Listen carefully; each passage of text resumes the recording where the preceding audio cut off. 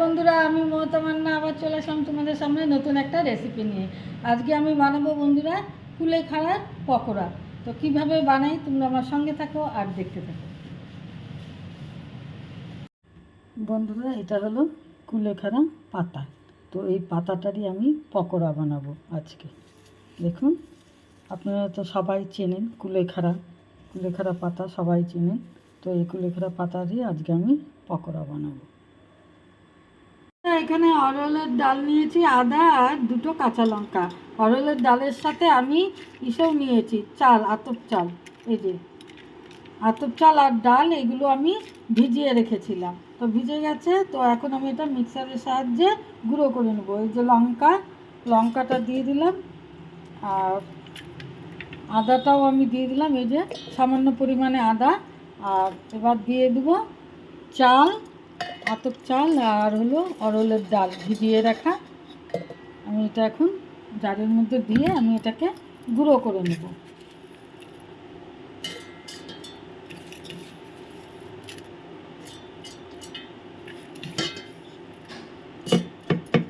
এটাকে আমি এখন একেবারে গুঁড়ো করে নেব, বেটে নেব। বন্ধুরা, দেখা যাক খুলে। এই যে সুন্দর বাটা হয়ে গেছে ডাল আর চাল। এই যে এটা কাঁচা লঙ্কা আদা যেটা বাটলাম সেটা বাটা হয়ে গেছে। এই যে এর মধ্যে আমি দিয়ে দেবো এখন তিল দিয়ে দেব। এই যে তিল দিয়ে দিলাম, কিছু পরিমাণ তিল দিয়ে দিলাম। এবার দিয়ে দিব লবণ পরিমাণ মতন, যে যেরকম লবণ খাবেন ঠিক সেই পরিমাণ মতো লবণ দিয়ে দেবেন। লবণ দিয়ে দিলাম। দিয়ে দিব এবার আমি হলুদটাও পরিমাণ মতো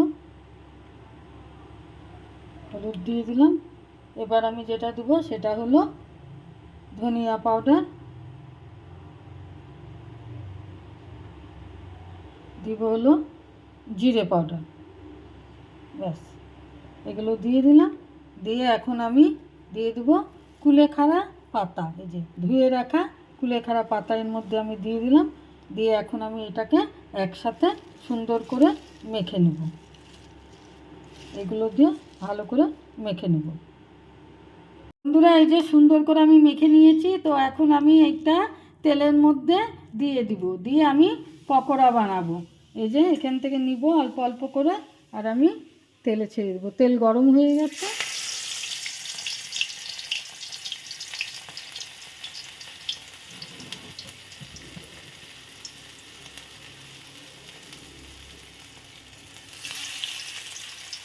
এইভাবে বন্ধুরা আমি সবগুলো করে নিব, নিয়ে তারপরে আবার আপনাদের সামনে আমি আসছি।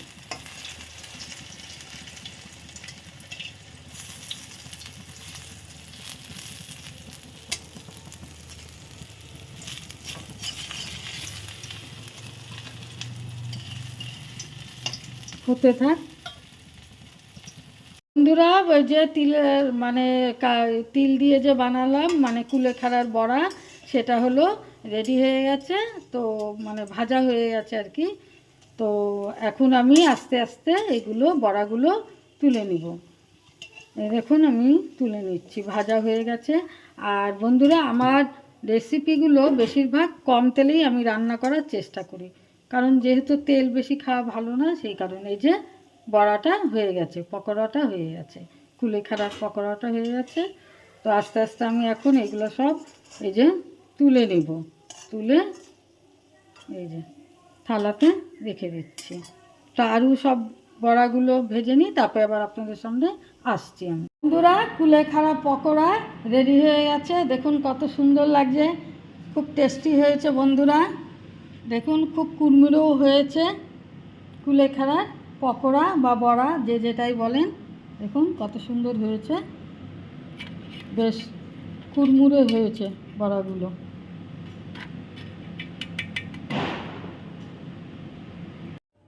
বন্ধুরা, রেডি হয়ে গেছে কুলেখাড়ার পকোড়া।